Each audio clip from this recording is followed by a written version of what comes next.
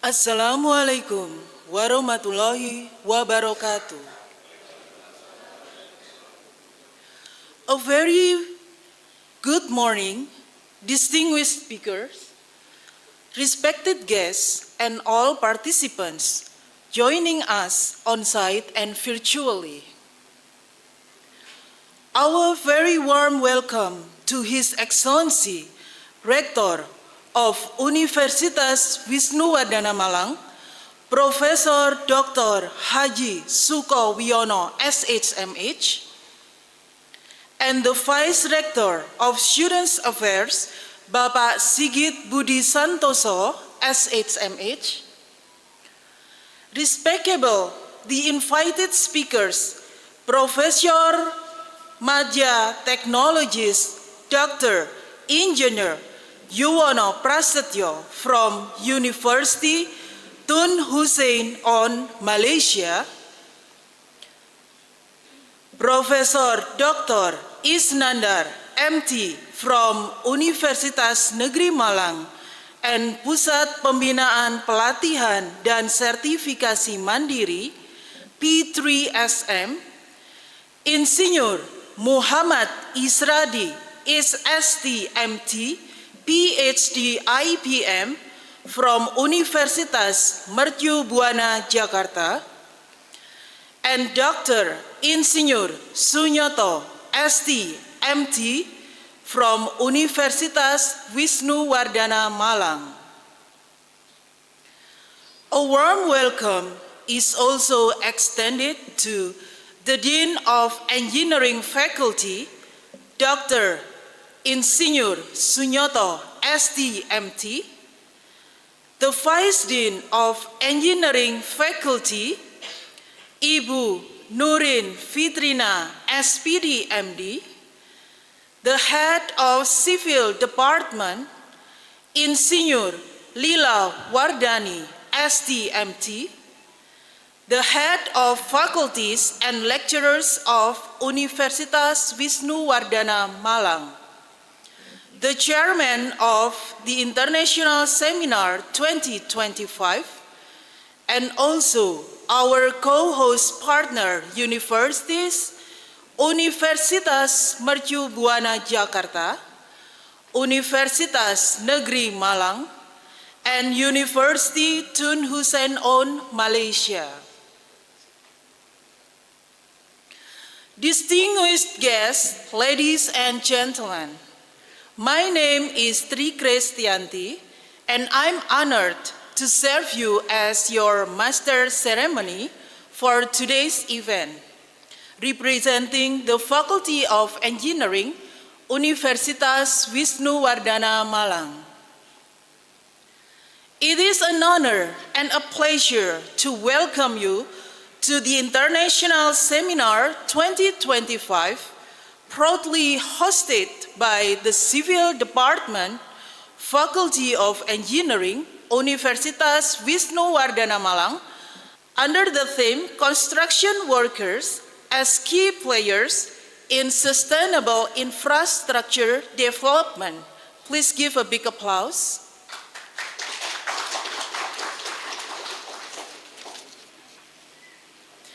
This seminar aims to highlight the often overlooked yet crucial role in construction workers in the global movement towards sustainable and resilient infrastructure.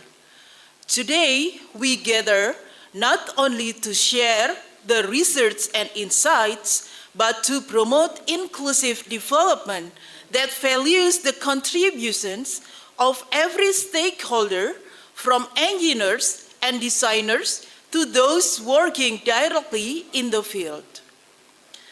Now let us begin this meaningful event with gratitude to the Almighty for the opportunity to connect, learn, and grow together. Please kindly bow your head as the prayer begins.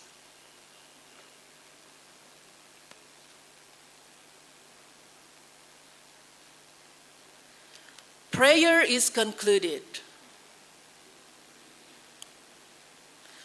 Ladies and gentlemen, distinguished guests and participants, we kindly invite you to rise for the Indonesian national anthem.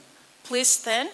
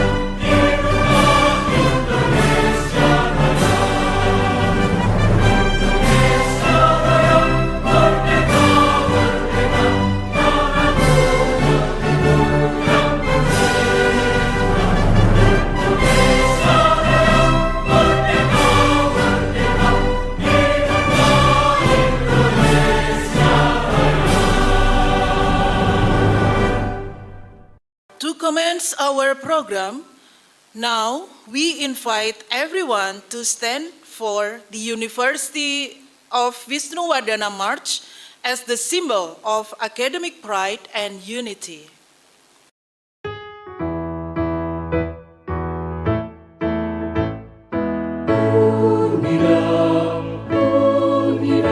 Universitas Wisnuwardana Merdeka berat membangun bangsa, mengemban falsafah Pancasila. Semangat berjuang telah membara, membina pribadi seluruh bangsa. Sudah berkarya mencetak tenaga yang ahli, mampu serta berguna, selaras dengan tujuan bangsa yang adil, merata dan bahagia. Itulah program yang dikukuhkan di dalam arena pendidikan. Di bawah panji sebuah misi sebagai pencetus aspirasi. Dengan sesati tetap terus maju, dunia jaya selama-lamanya.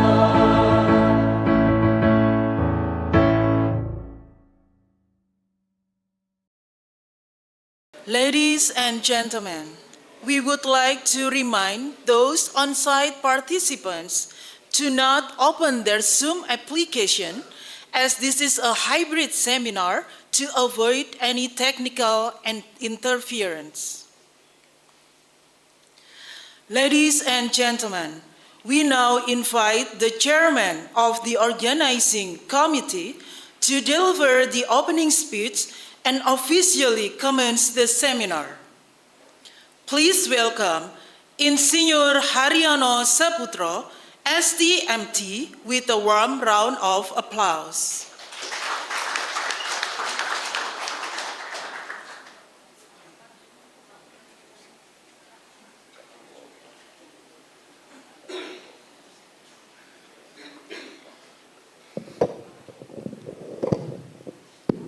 Ya, Assalamualaikum warahmatullahi wabarakatuh. Yang saya hormati dan saya banggakan Pak Rektor, terus Pak Dekan, serta Pak Wakil Rektor, serta rekan-rekan dosen, dan juga tidak lupa para narasumber yang saya banggakan. Tidak banyak yang saya sampaikan di dalam sambutan ini. Syukur, alhamdulillah kita semua bahwa kegiatan ini insya Allah bisa kita laksanakan. Saya pada pagi ini hanya ingin menyampaikan bahwa Teknik Sipil Universitas Wisnuwardana sebenarnya adalah bisa menyelenggarakan kegiatan ini dengan baik gitu ya. Jadi tapi kita beri aplaus dulu untuk semuanya. Saya sangat mengapresiasi semua rekan-rekan kerja kami, baik dosen, rekan-rekan mahasiswa, rekan-rekan HMS, himpunan, semuanya berpartisipasi dan berkolaborasi sangat baik. Jadi insya Allah kalau diizinkan lagi Prof, menjadi kegiatan rutin gitu ya, kalau diizinkan lagi ya. Jadi karena ini sudah sebenarnya tonggak awal sipil yang insya Allah bisa menjadi kegiatan yang cukup baik gitu seperti ini. Jadi kepada itu saya sampaikan bahwa rekan-rekan mahasiswa dari RPL bahwa selamat menikmati kegiatan ini. Semoga ilmu yang bermanfaat, pola pikirnya bisa berkembang lagi lebih pesat ke depannya. Jadi insya Allah juga nanti apa yang didapat dari seminar ini akan menjadi bekal dari panjenengan-panjenengan semua untuk dapat berkarya dan juga membangun Indonesia tentunya. Yes. Sekian dari saya. Wassalamualaikum warahmatullahi wabarakatuh.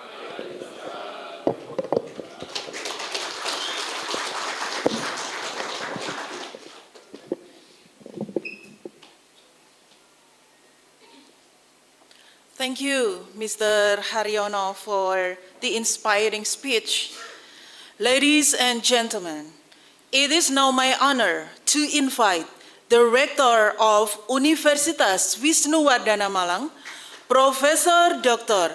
Haji Suko Wiono, SHMH, to deliver the opening speech and officially inaugurate the International Seminar 2025. Please give a warm round.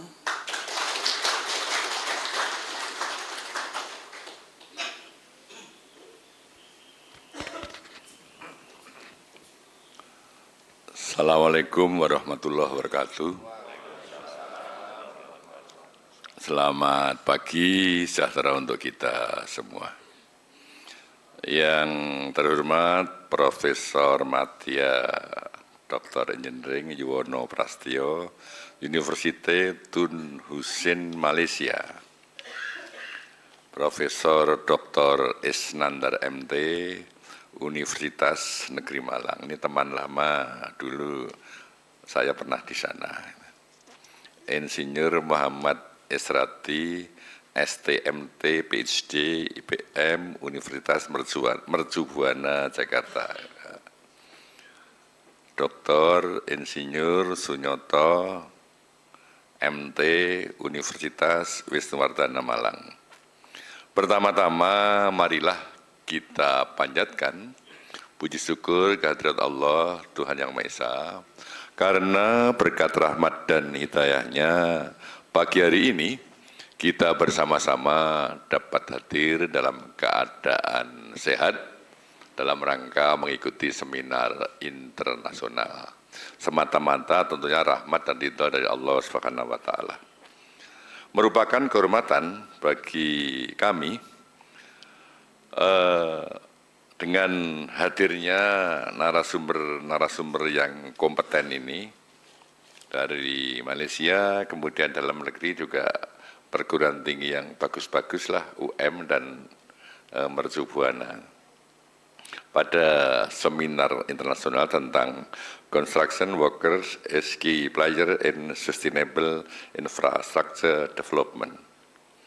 Hadirin yang berbahagia, di tengah hiruk-pikuk pembangunan global yang semakin pesat, kita seringkali terpaku pada kemegahan bangunan, panjangnya jembatan, atau kecanggihan teknologi yang menyertainya.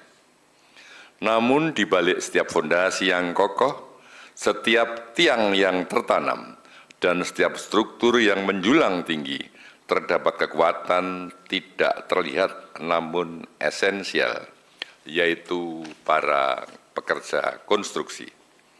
Mereka adalah tulang punggung, jantung, dan napas dari setiap proyek infrastruktur.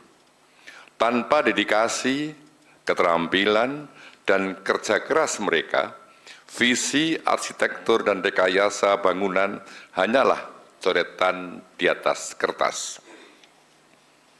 Dalam konteks global saat ini, isu pembangunan berkelanjutan telah menjadi poros utama dalam setiap kebijakan dan perencanaan. Kita tidak lagi dapat membangun tanpa mempertimbangkan dampak lingkungan, sosial, dan ekonomi jangka panjang.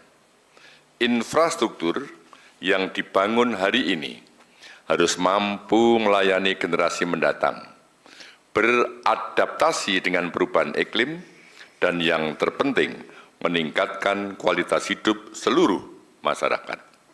Disinilah peran pekerja konstruksi menjadi krusial. Mereka bukan hanya pelaksana di lapangan, melainkan agen perubahan yang secara langsung berkontribusi pada pencapaian tujuan pembangunan berkelanjutan.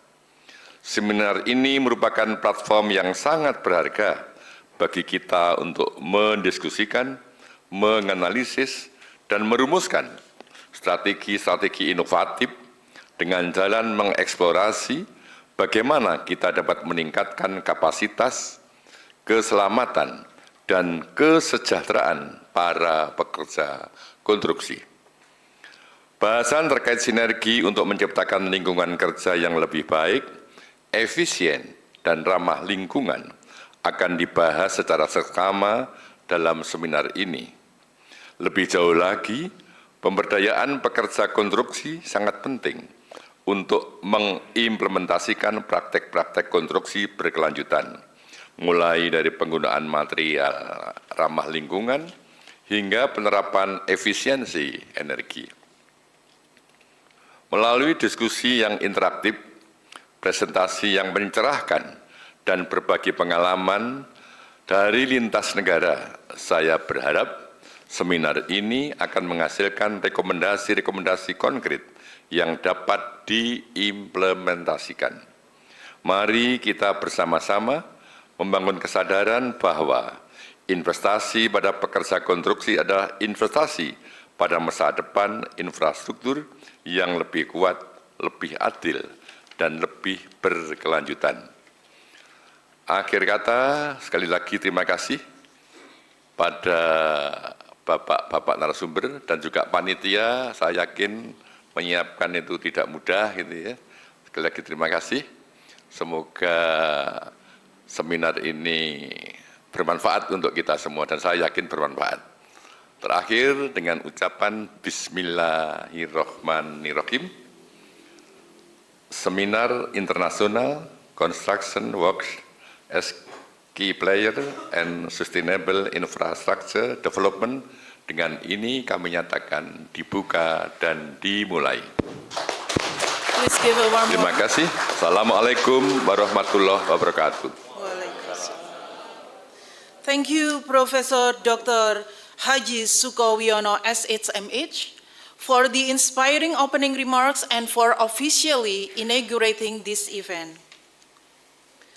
Ladies and gentlemen, we have now come to a significant moment in today's event, the signing of Memorandum of Understanding, or MOU, between the Faculty Engineering Universitas Wisnuwardana Malang and Pusat Pembinaan Pelatihan dan Sertifikasi Mandiri, or P3SM. Now we invite the representatives from both parties to come forward for the official signing.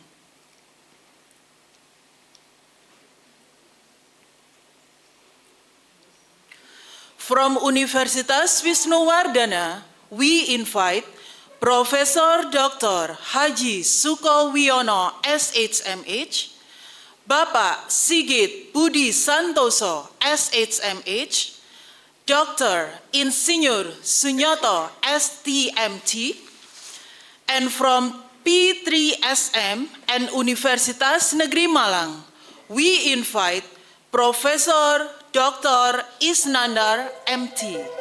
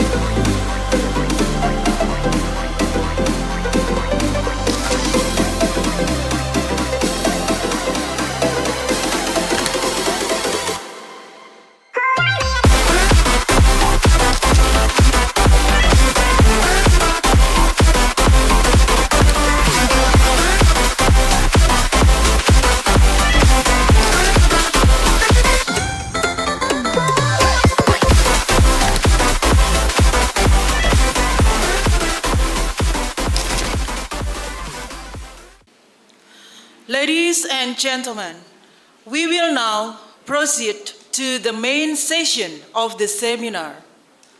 To lead and moderate this session, we are pleased to invite Bapak Aulia Rahman STMT, who will serve as the moderator for the invited speakers' presentation. Please welcome to the stage, and the floor is yours.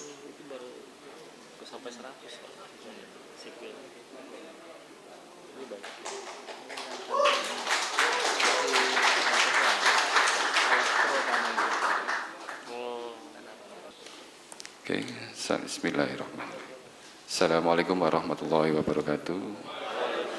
Selamat pagi, salam sejahtera bagi kita semua. Terima kasih.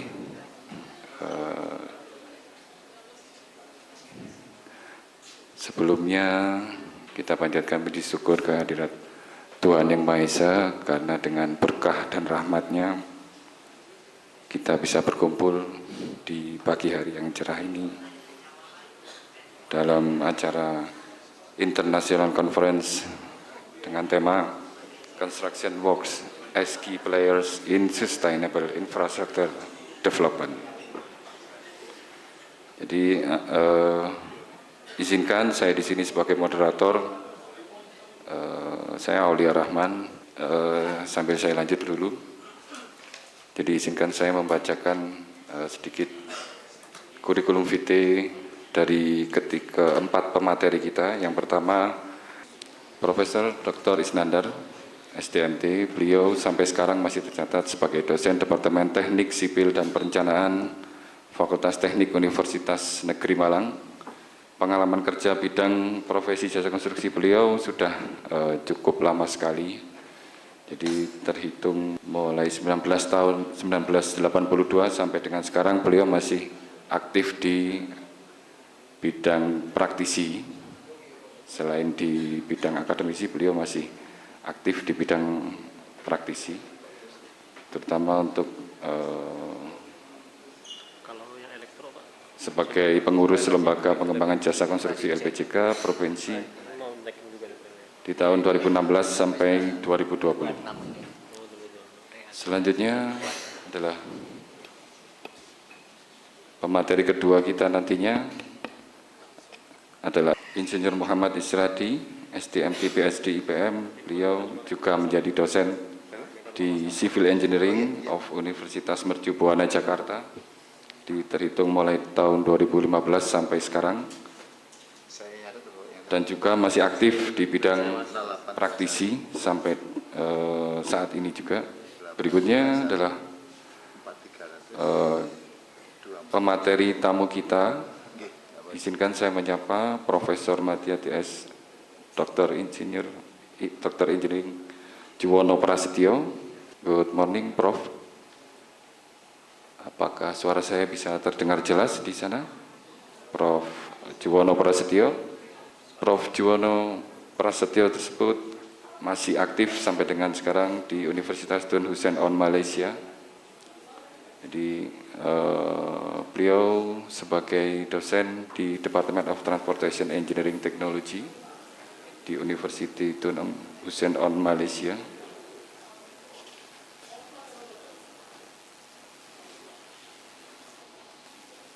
Prof. Juwono, apakah terdengar suara saya di sana, Prof?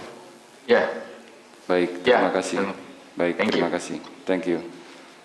Oke. Next, untuk pemateri keempat kita di sini adalah Dr. Insinyur Sunyoto STMT, atau mungkin dari beberapa mahasiswa sudah tahu beliau adalah Dekan Fakultas Teknik Universitas Wisnuwardana Malang. Ada yang belum tahu? Ada yang belum tahu? Beliau yang paling ujung. Yang paling ujung sebelah kanan. Pak Sunyoto. Oke. Jadi nanti secara teknisnya ini akan dibagi menjadi 4 sesi untuk kegiatan International Conference tersebut. Yang pertama adalah, pemateri pertama adalah Profesor Dr. Isnandar, STMT. Jadi untuk teknisnya, Prof, akan kita berikan waktu kurang lebih 25 menit. Dan setiap sesi, jadi nanti kita bagi 4 sesi, setiap sesinya kurang lebih dari pemaparan masing-masing pemateri adalah 25 menit. Nanti akan ada atau disiapkan waktu untuk dari hadirin atau dari mahasiswa bisa menyampaikan atau memberikan feedback atau apa yang mau disampaikan atau ditanyakan terkait pembahasan yang akan disampaikan dari masing-masing pemateri. Jadi mungkin bisa langsung kita mulai, Prof. Isnandar. Jadi untuk materi pertama adalah tentang peran sentral sertifikasi kompetensi kerja atau SKK bagi fresh graduate dalam penyiapan ketenaga kerjaan sektor konstruksi. Untuk waktu kami persilakan Prof. Isnandar, terima kasih.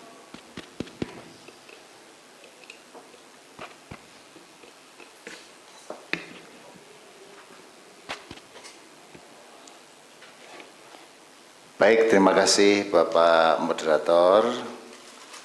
Selamat pagi, Assalamualaikum warahmatullahi wabarakatuh. Yang saya hormati pimpinan Universitas Wisnuwardana atau yang mewakili Bapak Dekan, Wakil Dekan, kemudian juga para pimpinan jurusan. Yang saya hormati Pak Isro. Betul ya, Pak ya? Pak Isradi ya, dari Mercuk Buana. Beliau selaku narasumber juga. Kemudian dari Malaysia Profesor Yuwono. Kemudian teman dari Unida, Pak siapa tadi? Yang narasumber kita? Oh, Pak Sunyoto. Oke, Pak Dekan ya. Oke. Mohon maaf Pak Dekan. Saya belum kenal Pak Dekan. Oke, Pak Dekan, Pak Sunyoto ya. Oke, baik.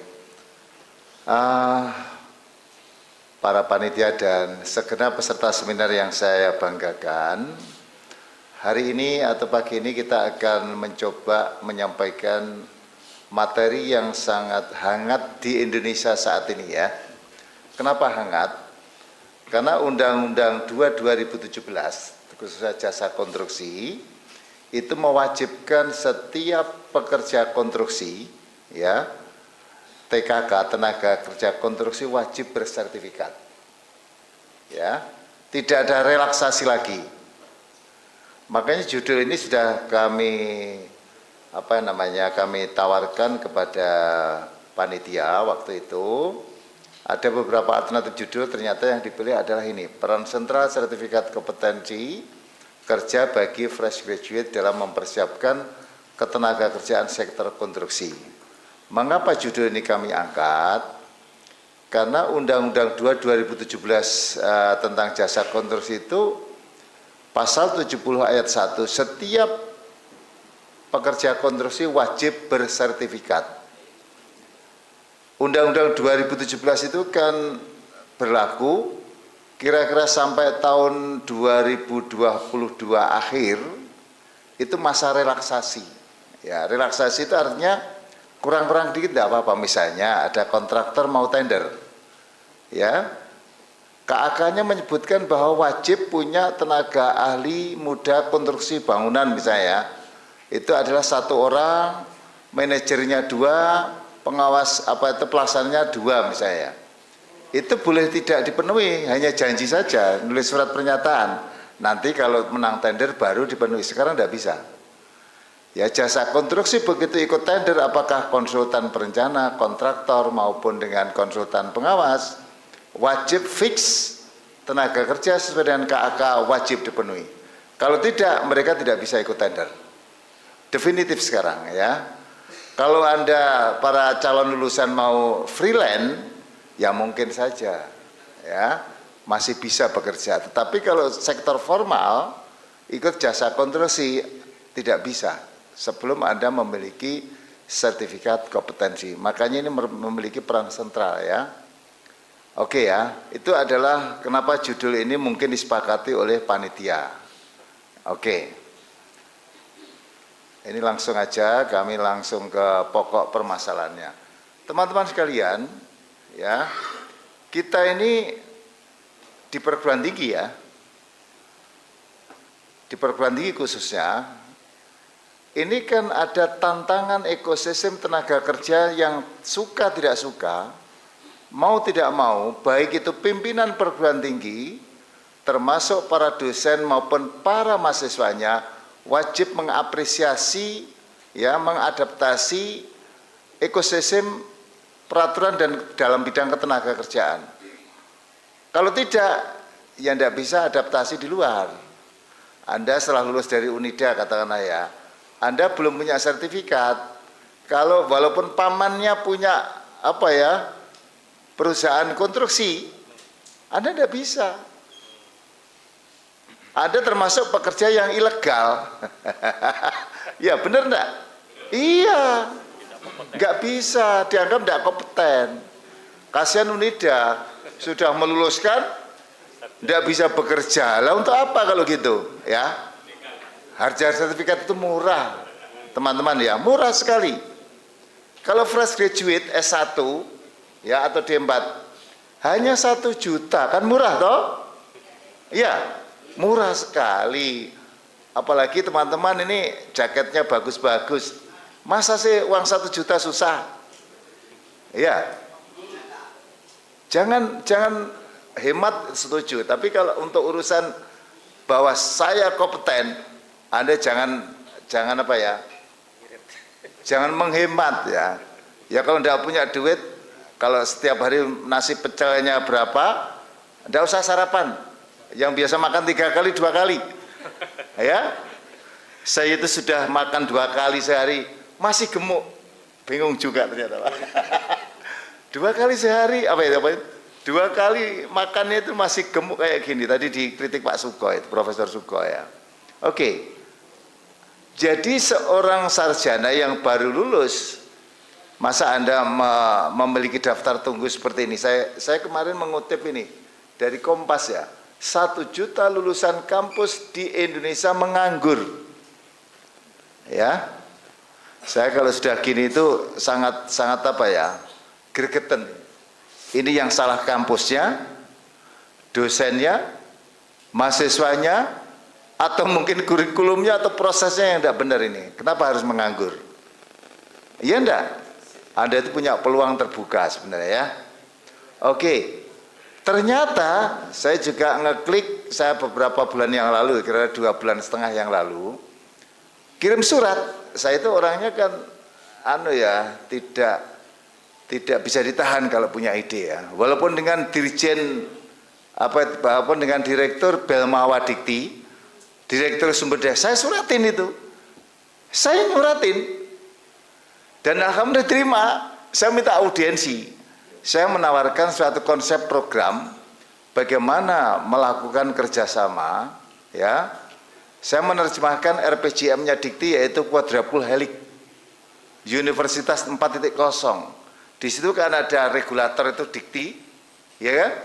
Kemudian ada perguruan tinggi, ada industri, dan masyarakat muda. Itu saya buat peta. Ternyata mereka senang. Cuman sayangnya begitu, ini perguruan tinggi yang sudah kerjasama dengan P3SM tadi tanda tangan itu, tolong itu difasilitasi.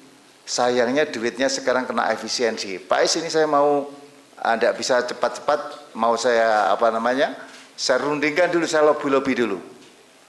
Ya, nah, kalau nanti jadi perguruan tinggi yang sudah kerjasama saya tangani, saya tahun 2023-4 kemarin ya, setahun saya ditugasi diminta P3SM untuk ngurus perguruan tinggi. Ada 23 perguruan tinggi yang sudah MOU. Ya, kemudian tahun ini ada yang sedang ongoing itu ada Unpati, ya, ada Udayana, Unpati, Musamus, Uncen, UKM, UKL, Unsiah itu apa sekarang? Universitas Syahwala, USK.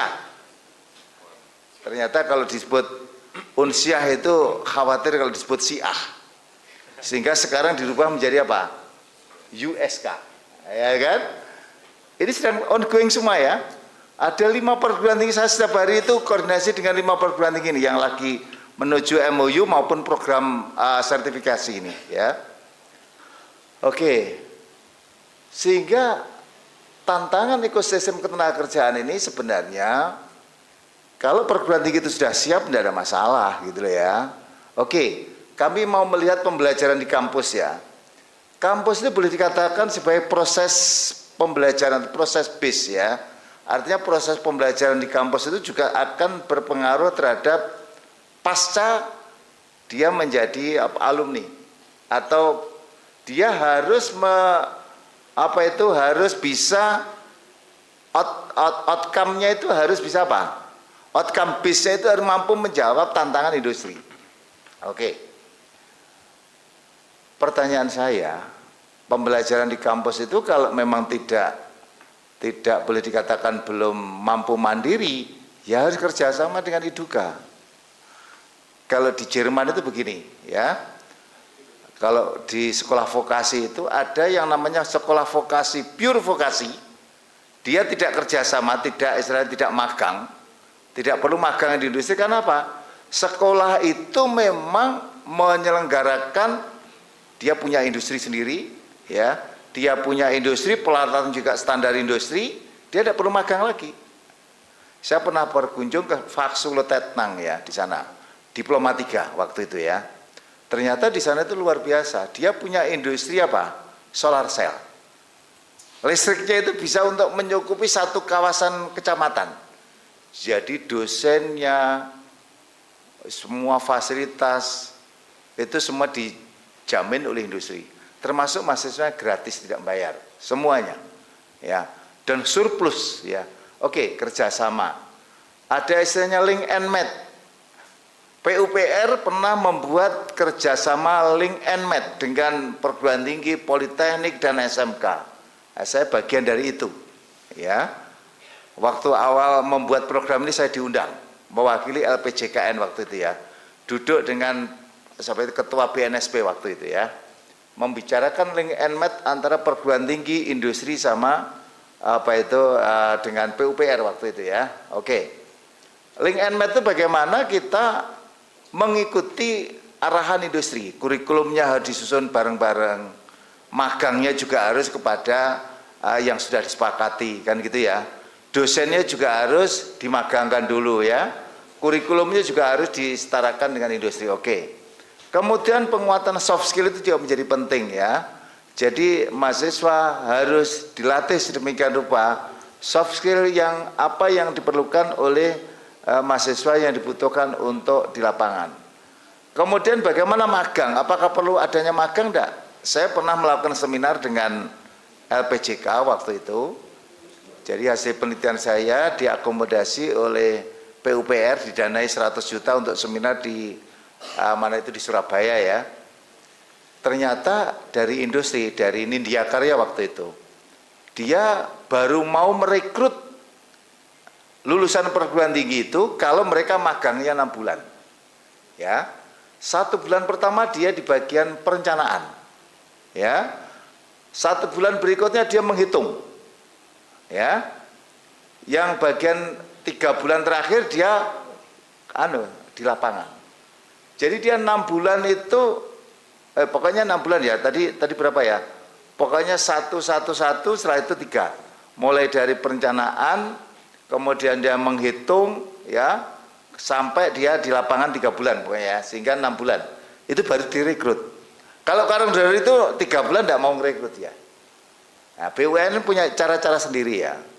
Kalau Anda jago dalam AutoCAD misalnya, sekarang ini ya, dari HK, Utama Karya itu merekrut anak-anak muda yang jago dalam BIM. Ya, nah ini ya. Kemudian makanya di kampus, jarang kampus punya teaching industri, itu jarang. Ini saya masih mau, walaupun sudah tua kayak gini, saya sudah ngomong Pak Rektor dan disetujui. Begitu disetujui saya itu bingung, wah waktu saya ngaturnya gimana ini. Saya mau membuat kampus siap kerja, kuliah siap kerja dan wirausaha. Dan Pak Rektor sangat setuju, Dikti setuju. Karena saya sudah ngomong ke Dikti saya. Ya, saya sudah ngomong Dikti sangat setuju. Cuman saya mau melaksanakan, waduh ini saya harus banyak waktu lagi nih. Oke, baik. Apa saja tantangan ekosistem ketenagakerjaan kita? Pertama adalah Undang-Undang Nomor 12 tentang Pendidikan Tinggi. Ya, Undang-Undang Nomor 12 2012 tentang Pendidikan Tinggi. Apa itu isinya? Terutama pasal 43 dan 44. Bahwa perguruan tinggi, ya, tanda petik itu ya, harus menyiapkan, memberikan rekognisi kepada mahasiswanya berupa sertifikasi yang diterbitkan oleh lembaga yang terlisensi. Makanya sekarang perguruan tinggi se-Indonesia itu kan lomba-lomba mendirikan LSP P1, lembaga sertifikasi profesi P1. Kenapa P1? Karena itu untuk pendidikan, untuk lembaga pendidikan, baik tinggi, politeknik, universitas, maupun SMK. Itu se-Indonesia jumlahnya banyak, UM juga punya.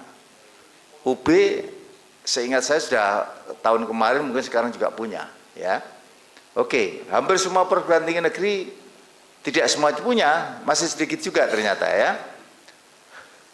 Pasal 44 itu juga, 4344 itu kalau tidak punya lembaga sertifikasi profesi P1, silahkan bekerja sama dengan lembaga sertifikasi yang ada di luar boleh, termasuk tadi ditandatangani kan P3 itu, bukan P1 loh ya.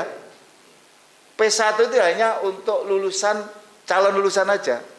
Tapi kalau P3 itu boleh untuk mahasiswa akhir ya, fresh graduate, kemudian boleh untuk alumni, boleh untuk dosen maupun untuk tendik. Ya. Jadi dengan ditandatanganinya tadi mestinya UNIDA bisa, alumni-alumninya bisa ditarik, kalau sertifikasi ya di kampus saja. Balik ke kampus, ya. Dan harganya tidak usah ditawar-tawar lagi. Itu yang paling murah. Harga Capman paling murah ya, sehingga dalam hal ini keterjangkauan sertifikat akan terpenuhi. Jadi Undang-Undang 12 2012 itu mengamanatkan bahwa perguruan tinggi harus memberikan rekognisi berupa sertifikat untuk mempercepat untuk mendapatkan pekerjaan itu. Kalau nanti Bapak Ibu dosen bisa dibuka Undang-Undang 12 2012 pasal 43 dan 44. Pak Dekan juga perlu wajib membuka ini kayaknya. Oke, baik. Yang kedua, Undang-Undang Nomor 2 2017 tentang jasa konstruksi. Sekali lagi, teman-teman sekalian, pasal 70 ayat 1, setiap tenaga kerja wajib bersertifikat. Pasal 70 ayat 2, ya, badan usaha jasa konstruksi wajib memperkerjakan TKK yang bersertifikat. Pasal 90 kalau tidak salah, jika badan usaha memperkerjakan tenaga kerja yang tidak bersertifikat, maka ya dia akan dikenakan sanksi 1 harinya. Kalau misalnya manajer lapangan gajinya 5 juta misalnya, dia dikenakan sanksi bayar denda ya 1 kali 50 juta 5 juta kali 10 per hari. Oh itu loh sanksinya ya. Oke. Kemudian Undang-Undang Nomor 30 Tahun 2009 tentang ketenaga listrikan. Oke, sorry, di sini tidak ada listrik ya. Sorry, belum saya hapus kemarin ya. Kemudian Kemendikbud Nomor 754/P 2020 tentang IKU perguruan tinggi. Ya. Kalau IKU itu setiap dosen wajib punya 1 SKK. Kalau yang swasta itu kalau tidak salah 2023, sorry. Ini yang negeri itu. Karena saya banyak prestasi di perguruan tinggi negeri ya. Oke. Intinya negeri maupun swasta itu wajib dosennya memiliki 1 SKK. Ya. Nanti kalau dosen itu juga menjadi asesor, misalnya ya, itu bisa dihargai sebagai IKU 3. Kalau tadi 1 SKK dapat IKU 4 perguruan tinggi itu. Misalnya di sini ada Pak Taufik ya, ada Pak Yongki ya, ada Mas siapa tadi ya, Mas Arif ya, punya sertifikat, otomatis itu memberikan nilai IKU-nya kampus Unida ya, IKU 4. Kalau Pak Yongki, Pak siapa tadi, Pak Arif ya, kemudian jadi asesor, itu kalau di surat tugasnya dimasukkan kampus, maka akan mendapatkan IKU 3 gitu ya. Mahasiswa yang dapat sertifikat masa tunggunya menjadi pendek ya, langsung bekerja misalnya ya, itu berarti mendapatkan IKU 1 untuk perguruan tinggi. Jadi semua itu ada rewardnya ya. Ada satu lagi yang sangat perlu diketahui oleh teman-teman mahasiswa. Ya ini kan biasanya kan mau bekerja ya setelah lulus ya. Kalau mau bekerja di lembaga ya misalnya ya. Jadi Kemenpan RB 3091 tahun 2024 tentang syarat calon peserta tes P3K. Ini banyak kawan-kawan PU yang sudah honorer kurang lebih 10 tahun pada mencari SKK teknis. Untuk apa? Untuk ikut tes P3K. Sebab kalau tidak punya sertifikat ini, dia tidak akan bisa diterima. Syaratnya wajib punya SKK teknis tadi. Oke ya, baik. Oh, ya Allah, saya terjebak ini ya. Ini kok hanya terkait di sini aja ya. Sorry. 5 menit ya. Ini penjelasannya. Ini di Indonesia, Dikti itu punya ini kampus Universitas 4.0, 4 pilar. Ini tidak perlu. Ini contoh yang pernah saya buat di UM. Dan itu ribuan tenaga terampil waktu itu pada melakukan pelatihan di fakultas kami waktu itu dan mensertifikasi. Zamannya itu masih BSK, Badan Sertifikat Kompetensi. Oke, ini yang saya ingin sampaikan kepada teman-teman ya. Jadi ini Pak Dekan ini mungkin menjadi masukan untuk Unida ya. Jadi Dikti Saintek itu sebagai regulator, ini yang saya usulkan ke Dikti ya. Tapi ada satu slide tidak saya sampaikan di sini ya. Satu kotak yang tidak ya. Ini adalah penawaran kami kepada Quadruple Helix ya. Jadi ada Dikti, ada perguruan tinggi, ada Eduka, ada masyarakat pengguna. Oke, teman-teman sekalian, inilah bidang jasa konstruksi. Teman-teman mungkin di bagian mana ya? 02 ya, di sini ya. Ini belum jalan ya. Tolong dijalankan satu kali lagi. Oke, terlalu kecil ya. Jadi teman-teman dalam mengambil sertifikasi nanti itu kelompok mana? Apakah sipil? Ini sipil semua ya Pak ya? Sipil semua ya? Berarti 02 ini ya, baik. Waktunya hanya 30 menit ya. Coba next. Ini saya tawarkan. Ini pada saat kita menawarkan apa tadi ya, terkait dengan Quadruple Helix ya, yang tadi diagram dengan Dikti itu ya. Nah itu kan ada kerjasama dengan Eduka ya, atau lembaga sertifikasi ya, karena sebelum mahasiswa keluar, kalau bisa mendapatkan sertifikasi dulu. Nah saya mohon izin teman-teman yang barangkali afiliasinya dengan apa namanya, katakanlah ada LSP kan banyak ya. Saya mohon izin menyampaikan ini karena kebetulan saya juga menjadi perwakilan P3SM itu Pusat Pembinaan Pelatihan dan Sertifikasi Mandiri, itu ada 12 LSP di dalamnya. Oke ya, lanjut itu. Nah, ini saya mengenalkan perusahaan di mana saya sudah setahun lebih, 1,5 tahun ya, saya itu diminta untuk membantu menyampaikan kolaborasi dengan perguruan tinggi karena membantu pemerintah dalam rangka sertifikasi ini ya. Baik, itu ada banyak perusahaan yang dalam grup P3SM, paling tidak ada 12 LSP yang sudah bergabung ya. Oke.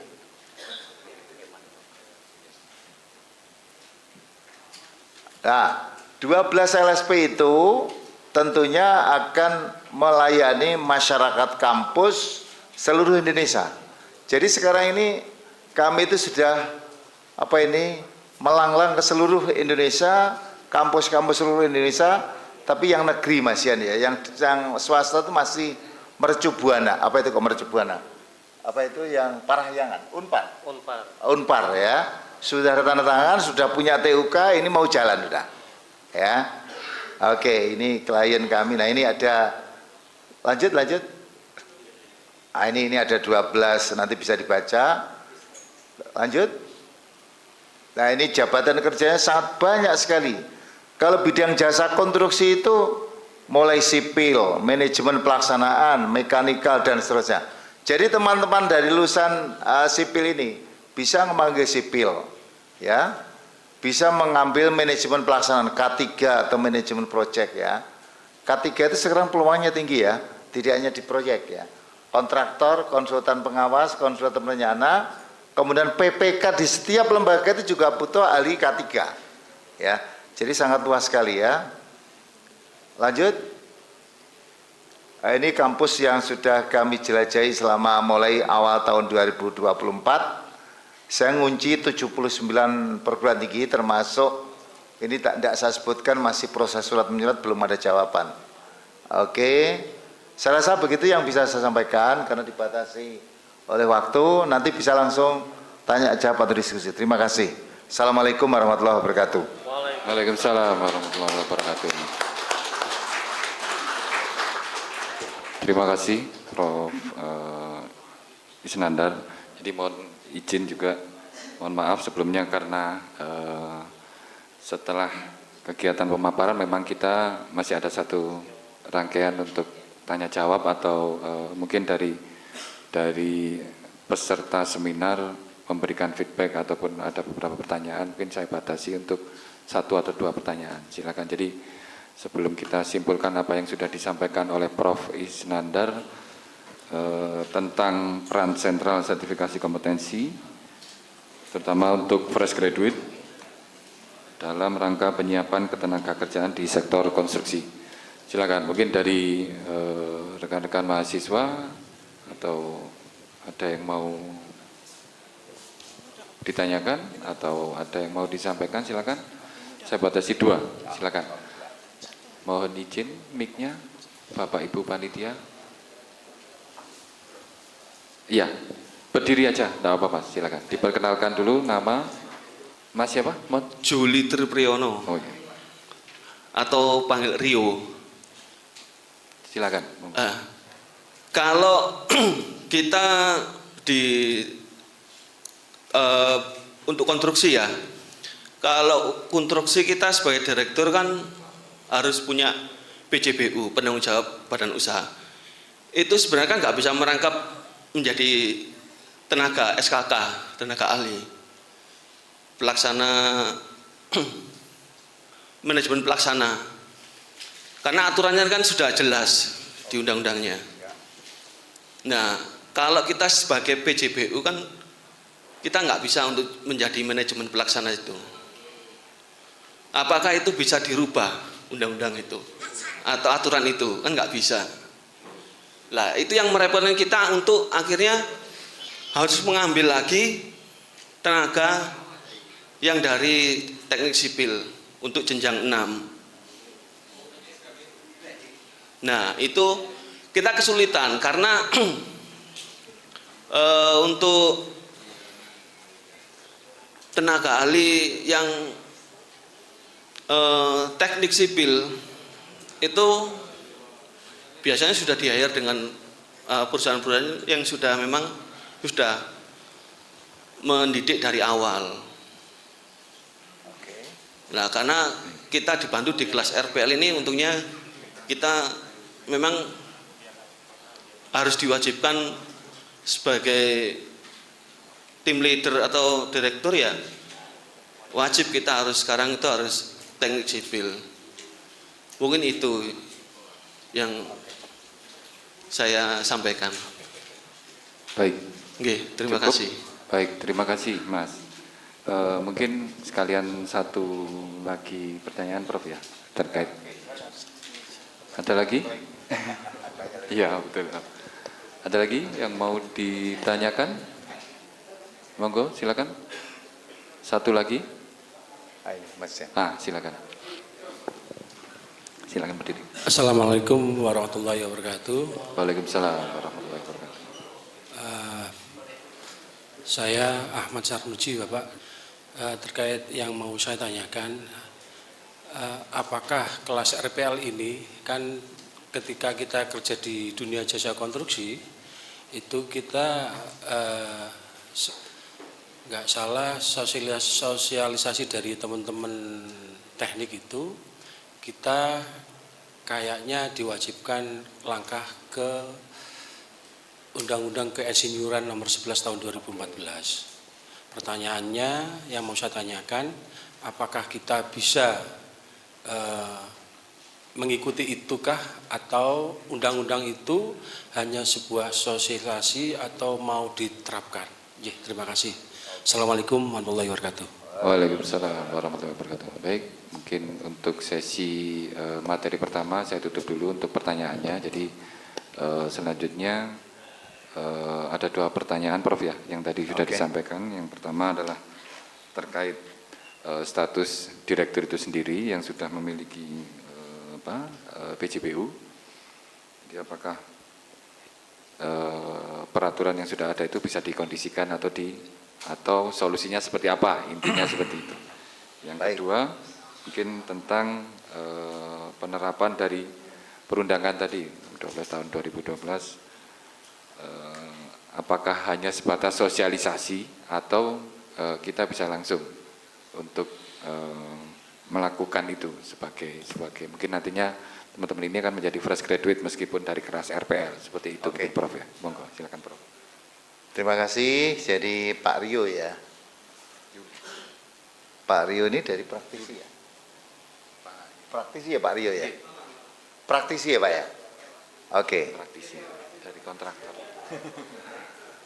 Jadi gini Pak Rio, merubah peraturan atau perundangan itu luar biasa susahnya. Ya Pak ya? Luar biasa. Dulu saya ingat betul tarik-menarik pergantian Undang-Undang Jasa Konstruksi ya. Undang-Undang 1899 menjadi Undang-Undang nomor 2 2017. Wow, itu prosesnya luar biasa dan itu saya ikut di dalamnya waktu itu masalahnya. Ya. Luar biasa.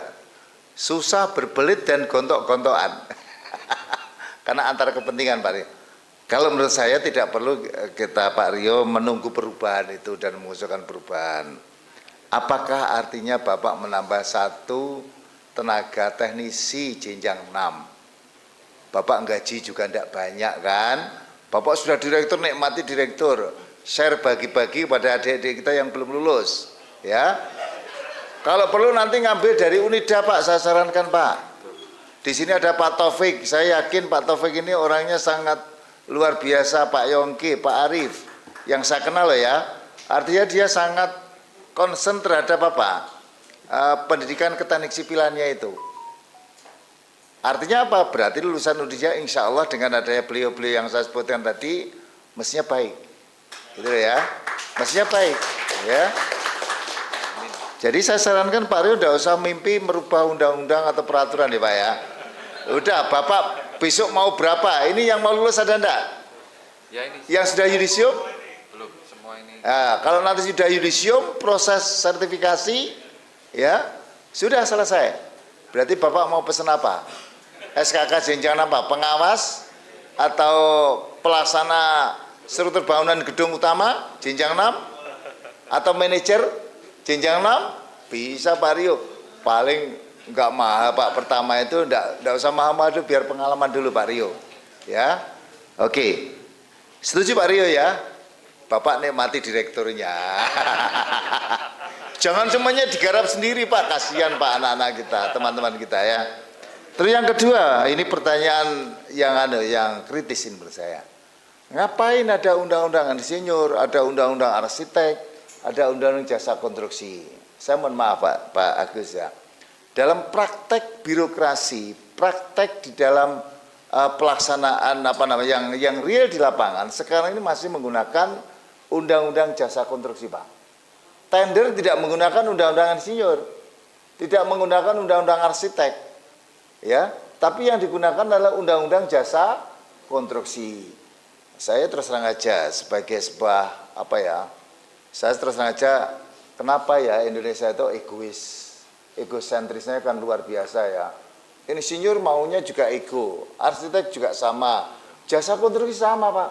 Kenapa kok tidak ada harmonisasi gitu aja ya? Oh, kalau sudah punya dia ada PPI itu ya, ikut PPI, RPL dan sebagainya sudah ikut, punya insinyur, mungkin ada relaksasinya seperti apa, diatur itu, duduk bareng. Ya, yang lebih mengerikan itu arsitek Pak. Saya kan barusan diskusi dengan sekjurnya arsitek Brawijaya ya. Dia nanti lulus paling tidak 4 tahun ya, seperti kedokteran itu loh Pak ya. Setelah 2 tahun dia magang 2 tahun loh, magang 2 tahun profesi, ya. Setelah itu baru dia nanti PPI dulu, setelah itu magang 2 tahun, 7 tahun loh Pak, dia itu baru bisa bekerja. Pada saat magang dia tidak boleh bekerja formal, tidak bisa. Wah, mengerikan sekali ini. Lah ini kapan anak-anak kita segera bekerja bisa mengamalkan ilmunya? Sorry, Bapak arsitek atau bukan? Saya khawatir arsitek ini. Kapan kawinnya, Prof? Kapan kawinnya katanya? Itu luar biasa ya. Yang berlaku sekarang penuhi jasa konstruksi dulu Pak. Saya sekarang walaupun tua-tua kayak gini, saya itu tidak terima kalau tidak mau mengambil PPI. Akhirnya saya sudah selesai ini. Ya. Nilai saya ternyata kayak gini. Ya. Itu hampir 4 nilai saya itu ternyata. PPI di Unmuh Pak saya. Karena UM juga punya PPI tapi reguler. Oh, kalau dulu reguler lebih baik saya tidak usah sekolah saya gitu kan. Lo serius sudah. Dosennya gak banyak ngajar. Lawang kita itu sudah sejak lahir ibaratnya neng konstruksi ya. Saya itu kan SMK ya. SMK itu saya sudah proyek ya Pak. Neng kampus sampai proyek. Iya toh?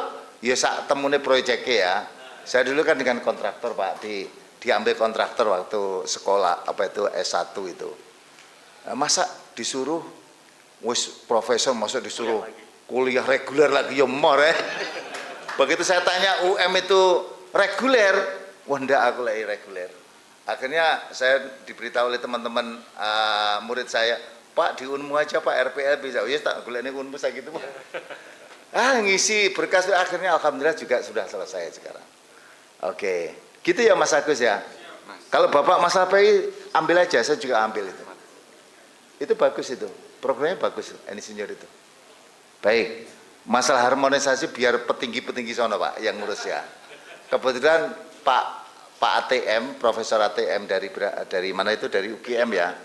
Itu sering duduk satu meja dengan saya sekarang ini sebagai asesor. Ngamen Pak, ngamen. Saya itu kalau sore sering ngamen sebagai asesor daring Pak. Karena ya ketemu dengan Prof ATM, kemarin juga dengan Prof ATM 2 hari yang lalu. Kemarin saya tidak berpasangan dengan beliau, tapi berpasangan dengan teman yang lain gitu ya. Sudah cukup Pak ya? Oke, terima kasih. Baik, terima kasih Prof. Sinandar atas penjelasan yang sangat luar biasa sekali. Jadi saya harapkan dari rekan-rekan mahasiswa bisa Saya diberikan yang pertama. menelaah dengan apa yang sudah disampaikan tadi dengan baik.